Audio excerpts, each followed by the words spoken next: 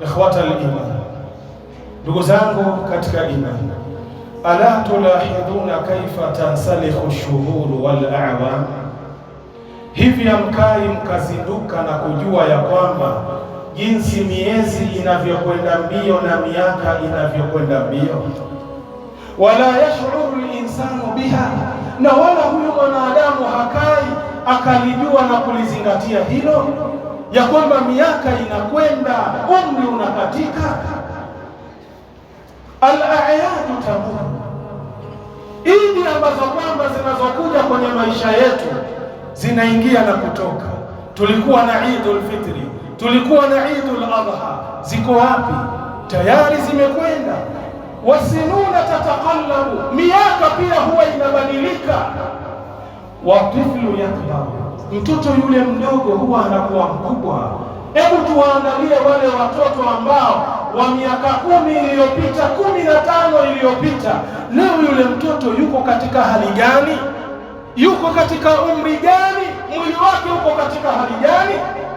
Washabu ya shekhu, lakini pia kijana huwa anakuwa mzee. Wewe utakavyodunda kwenye hii dunia ukajiona wewe ni wewe, hakuna kama wewe, waulize wale wazee, kaifa kanu min qablu, kabla ya kwako wewe walikuwaje? Pia walipitia kwenye enzi ya ujana, wakayafanya waliyofanya. Leo wamezeeka, wamerudi misikitini, wanajuta. Leo ujana wao wangeutumia kwenye mambo ya kheri. Leo wewe hupati ibra na mauidha kwa kupitia uzee wa baba yako, wa babu yako, unakaa bado unaendeleza kumuasi Allah jalla fi'ala. Wal insanu yamdi, mwanadamu naye anakwenda. Wala yabqa illa al-amal, hakubaki kwa mwanadamu huyu isipokuwa ni matendo na amali zake kwenye maisha yake. Qala jalla wa ala fi kitabi, Allah amesema kwenye kitabu chake, yauma yatadhakkaru al-insanu ma sa'a. Siku hiyo, siku gani? Siku ya Kiyama.